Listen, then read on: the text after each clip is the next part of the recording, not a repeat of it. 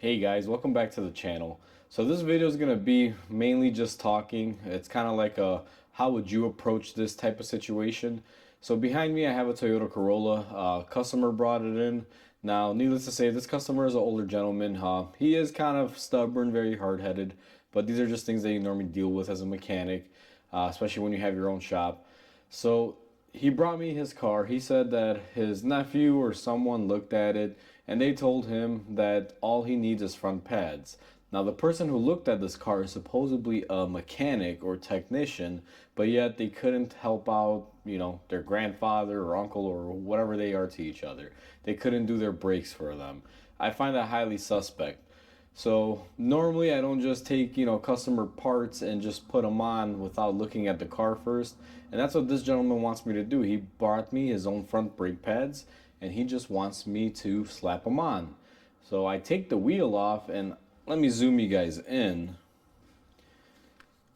So he claims that he does not need rotors, but if you guys really look at it, I mean, this rotor has wave in it. It has some mileage on it. This car has 100,000 miles, so I'm assuming the rotor is going to have around 100,000 miles on it as well. These look to be original.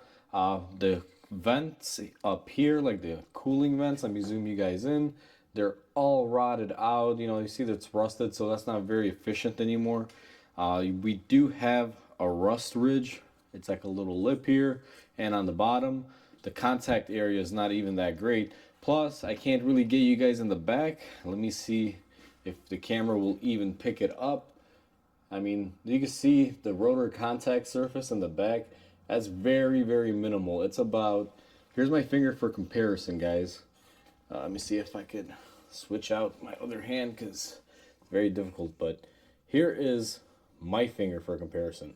So if you think about it, a rotor typically is around 3 fingers thick, and I'll show you around here on the front. So here's 1 finger worth of contact versus 3 fingers worth of contact. If you really think about it, on the inside pad here, he's only going to be contacting the center of the rotor. Or if his new brake pads will contact everything, he's going to get a bunch of grinding. Now that I've shown you guys, the condition of the rotor and what the customer wants me to do and what he's demanding, I want to ask you guys, what would you guys do if you guys are just do-it-yourselfers or you are a professional mechanic?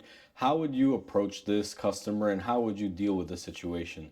Now, ultimately, I'm kind of stuck in between because he has been coming to me for years, and I do know that if I were to put the brake pads on here, it's not really going to create any issues, at least not a safety issue. The worst case scenario is he's going to get a little bit of a vibration in the steering wheel, and or he might get noise from the rotor being all rotted out back here. His stopping ability will probably be diminished a little bit, but it'll be a lot better than what it is now with him not having any brake pads left. So I just wanted to gather your guys' thoughts on this. How would you handle this and what would you do? Please comment down below. If you're not subscribed, please subscribe. It definitely helps my channel grow. And with that said, hope you guys have a wonderful day. And I'll catch you guys on the next video. And I look forward to hearing what you guys have to say regarding the subject.